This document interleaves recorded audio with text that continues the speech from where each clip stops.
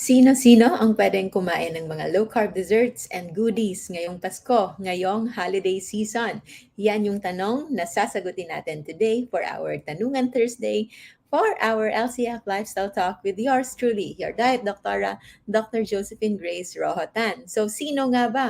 And to answer that question, we will go back, of course, to our food list. So, dapat before we answer that, alam na natin kung ano-ano yung mga pagkain na nasa ating safe list, caution list, and danger list. For those na baguhan pa lang sa ating shows, sa ating pages, sa ating groups, sa ating community, I hope you can watch our videos on itemizing kung ano ba ang loob ng ating JGC Rojo food list and why we always advocate people to stick to our safe list dahil yan po yung isa sa pinaka-mabisang paraan for you to heal. And since alam na natin kung ano yung safe list natin, we will now go to our 5 levels of low carb. Ngayon, yan yung ating pag-uusapan. This is the first time that we will show this one. And hopefully we can discuss more of this in the coming days para mas alam natin where we are and kung ano yung pwede natin kainin. So we will now move on to our 5 levels in low carb and eto sila. So iisa-isahin natin. So nakikita nyo, merong level 1, level 2, level 3, level 4, level 5. From level 1, eto yung pinaka-lenient. Eto yung pinaka-hindi strict sa low carb. Pero kung ikaw ay kakain ng level 1, dapat ikaw din yung pinaka-healthy sa ating community. And for those who are in need of level 5 na food intake, level 5 of low carb, eto naman yung mga taong pinaka-nangangailangan ng serious healing from many conditions. So, iisa-isahin natin starting from level 5. So, level 5 would be 20 grams of safe list. So 20 grams or less. So say 20 grams or less ng safe list. Ibig sabihin, ito yung lowest carbohydrate level sa lahat ng ating level 5 levels of low carb. So sa level 5, dapat wag lalagpas sa 20 gram of carbohydrate na nasa safe list. And the second column here or the middle column here, ito ay nagsasabi kung ano yung uri ng safe list because our safe list nga, if we will review our safe list, hindi medyo marami siya. So merong mga pagkain dyan na tawag natin matataas sa level ng mga phytotoxins. So for level 5, kailangan ito ay phytotoxin-free, chemical-free, and all organic.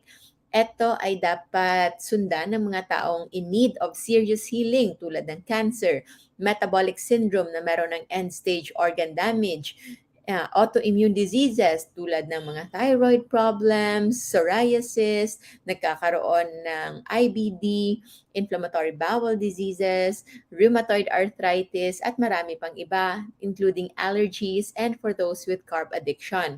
So if you are one of those people na nangangailangan ng serious healing from inflammation, then you should stick to our safe list. At ang safe list na ito, it should be phytotoxin and chemical-free and all organic. So that's the strictest form of our levels of low carb. And for level 4 naman, ito ay medyo lenient pero this is something na medyo nahihirapan pa rin yung iba mag-stick. But in case you belong to the people na identified as the ones na can benefit from level 4, you can eat as much as 50 gram carb. So, pwede ninyong maximize ang 20 to 50 gram of carb allowance na nasa safe list natin. And you can eat any animal meat products, poultry products, and low-carb vegetables. So, hindi ganun ka-strict kahit hindi ganun ka-organic as long as it's low-carb, as long as it's pasok sa ating safe list, then it is okay. So, sino-sino yung pwede or recommended na mga tao na pwedeng magkaroon ng level 4 of low carb? Those are the people with manageable lifestyle diseases. Yung pwede pang ma-manage na wala pang end organ damage. So, eto yung mga taong may diabetes, hypertension, obesity, na kailangan mag-lose ng weight, merong fatty liver, at marami pang iba. Those people with signs and symptoms of aches and pains or signs and symptoms of inflammation, ay makaka-benefit din from level 4 of low carb. And for those na previously merong serious illness pero recovering na ngayon, then you can step down. Pwede na kayong maging a little more lenient with level 4 of low carb. But of course, for those with autoimmune diseases and other illness na merong specific na kailangang maiwasan, as you all know, especially sa mga naka-enroll sa ating disease-specific na mga masterclass, low carb and fasting masterclass, always go back to our lessons para malaman ninyo kung ano yung allowance ninyo into your safe list and safe list. Now, move on to level 3 of low carb. The level 3 of low carb, yan yung green natin. You can still have 20 to 50 gram of safe list, but now pwede na kayong mag-accommodate ng mga nasa caution list pero low carb pa din. So, all above items tulad ng animal meat products, poultry, seafood, meat, and low-carb vegetables.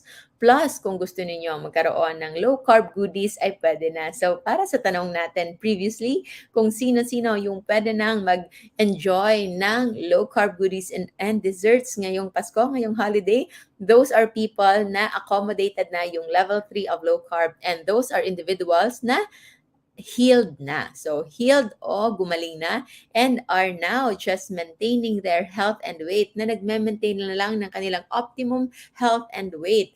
Those pregnant, breastfeeding, and growing children na merong a little at risk of developing metabolic illness pero wala pang sakit ngayon may also accommodate some of those low-carb caution list. Pero again, dapat low-carb pa din, not go beyond 50 gram of carbohydrate in that day. And now, para sa mga level 2 na low carbers natin, you can now accommodate even up to 100 grams of carbs. Pero again, kung pwedeng hindi nyo ito ma-maximize, all the more, all the better because it is going to be protective. Mas nakakaprotekta. Pero in case may mga panahon na nag-go over kayo ng limit ng 50 grams, it's okay. Basta hindi lang ito lalagpas ng 100 grams. This is also known as the liberal low carb. So yung level 2 natin are the ones in the safe list together with the natural caution list. So ano-ano yung mga natural caution list? So alam na natin, all of those na nasa safe list natin and the natural ones na nasa caution list natin na pwede could be limited amount of fruits, root crops, and even grains. Yes, pwede kayong mag-rice, mag-oatmeal, pero the amount will matter. If kakain kayo ng 1 cup of rice in a day, that is already your carbohydrate allowance na kakaunting vegetables na lang yung pwede nyo ma-accommodate. Maximum, pwedeng mag 2 cups of rice but wala nang kahit ano pang carbs na kakainin, including those desserts. So, if ever kakain kayo ng mga low-carb desserts, then better to limit your root crops, patatas, yung mga prutas into small portions lamang, and your rice must be limited to a very minimal amount lang din. So, sino-sino ang pwede sa level 2 of low-carb? Those children who are still healing and those healthy, pregnant, and breastfeeding women, and those adults na healthy na nangangailangan ng muscle bulking, who needs to gain weight and needs to gain muscles. But after healing na, dapat wala ng health issues and regularly engages in intermittent fasting. And now we have the level 1. So yung level 1, nakakatakot para sa iba isipin, but you can actually have some of the processed caution list and even a few of the danger list. Yes, we know na marami talaga yung hindi makakakommit sa level 3, level 4, and level 5 of our low carb. That's why there is level 1 of low carb. Ito ay para sa mga nagtra-transition pa lamang, yung hindi pa talaga maka-fully let go ng mga maliliit na mga desserts that are actually in our danger list, including pandesal that are also part of our danger list. Pero yung idea dito, yung pinaka-importanteng isipin nyo dito, that item, few danger list. So, kakaunti lamang. Amount will matter. So, you can accommodate any food above plus some degree of processed meats, even alcohol sa mga daddies, titos, mga kuya natin na magkakaroon ng celebration with alcoholic intake. holiday season, yes, you can accommodate alcohol. Hopefully, it's low carb alcohol like the hard drinks and the wine, and in moderation. Dapat kakaunti lamang, wag pa rin lalagpas sa 50-gram carb allowance, and maximum paminsan-minsan, hindi rin parate, yung 100 gram of carb allowance in a day. So, sino-sino yung pwedeng magsimula at level 1? Very doable, very easy kind of low carb. Those individuals who are perfectly healthy. So, perfectly healthy and active na children. So, yung mga batang walang health issues, wala rin kailangang healing, hindi rin at risk of any illness. And adults who have no health issues, walang kahit anong problema sa kanilang health, already at their optimum weight, nasa goal weight na, merong magandang muscle mass, merong mataas na lean body mass ratio sa katawan, who are regularly fasting, who are physically active, and who have no carb addiction. Dapat wala pong carb addiction because this is very dangerous. If you have carb addiction at magle-level 1 kayo, most likely baka madali kayong madala and you will go into that full-blown high carb way of eating again. So if you have carb addiction, so bawal kayo sa level 1. But for those with no carb addiction and merong discipline to eat in moderation, then you can accommodate level 1 of eating low carb. So yun yung gist ng ating topic for today for our Tanungan Thursday. We will discuss more of this since I know this is fairly new in our society. So we will continue to improve this one until we can give you the perfect 5 levels in low carb. So we are trying to simplify as many things as possible para mas madali para sa atin and to our loved ones in adapting a low carb lifestyle. So that's it, guys. Yan lang muna ang ating topic for today, the 5 levels in low carb. That's our introduction for today's Tanungan Thursday. So that's 5 levels in low carb. We have level 1, level 2, level 3, level 4, and level 5 depending kung ano yung inyong health and weight na goals. Then you can now check kung saan kayo dapat nababagay. Sa level 1 ba? Level 2, level 3, level 4, or level 5. So maraming salamat, everyone. I'll see you again next time in our Tanungan Thursday episode. This is your Diet Doctora, Dr. Josephine Grace Rohotan.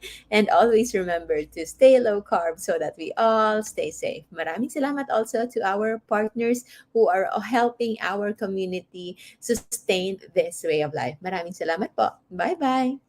Thank you so much for watching. If you like this video, you can see more contents in our YouTube and Facebook channels at Dr. Josephine Grace Rojo and Dr. Josephine Grace Rojotan, respectively. For those who wish to be guided, we have an ongoing structured learning program where we will teach you how to adapt a low-carb and fasting lifestyle for healing specific modern-day lifestyle diseases like diabetes, hypertension, cancer, fatty liver, PCOS, GERD, and many more. You can send an email to our admins or send a DM in our inbox. I hope to see you all there.